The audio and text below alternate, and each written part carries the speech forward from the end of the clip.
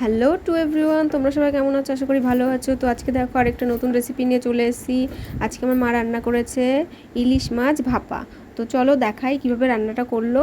তো প্রথমে মাছগুলোকে ভালো করে ধুয়ে এনে তার মধ্যে লঙ্কা বাটা, হলুদ গুঁড়ো, স্বাদ মতো নুন, জিরে গুঁড়ো, ধনে গুঁড়ো এবং সামান্য সর্ষের তেল দিয়ে ভালো করে মাছটাকে মেখে নিয়েছে এবং মেখে নিয়ে 2 মিনিট মতন রেখেছে। রাখার পর একটা কালো কড়াই গরম করে বা তোমরা যে কোনো কড়াই নিয়ে সেটা গরম করে তার মধ্যে তেল দিয়ে তেলটা যেই গরম হয়ে আসবে তার মধ্যে মাছগুলোকে সামান্য একটুখানি এপিট ওপিট করে উল্টে নেবে। তারপরে একটা থালার মধ্যে তুলে নেবে।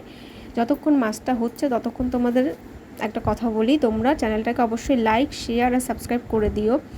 আর তারপরেই দেখো মাছগুলোকে তুলে নিলাম। মাছগুলো তোলা হয়ে গেলে ওই কড়াইতেই আমরা ভাত দিয়ে দেবো। ভাত দেওয়া হয়ে গেলে ভাতের ওপরে একটা একটা করে মাছ দিয়ে সেই মাছের যে ঝোলটা সেটাও আমরা দিয়ে দেবো। দেওয়া হয়ে গেলে ভাতটাকে ওপর দিয়ে আবার ছড়িয়ে দিয়ে গ্যাসটাকে লো ফ্লেম করে একটা ঢাকনা দিয়ে ঢেকে আমরা রেখে দেবো 5 মিনিট মতন। তারপরে 5 মিনিট হয়ে গেলে আমরা নামিয়ে নেব এবং গরম গরম সেটাকে পরিবেশন করব।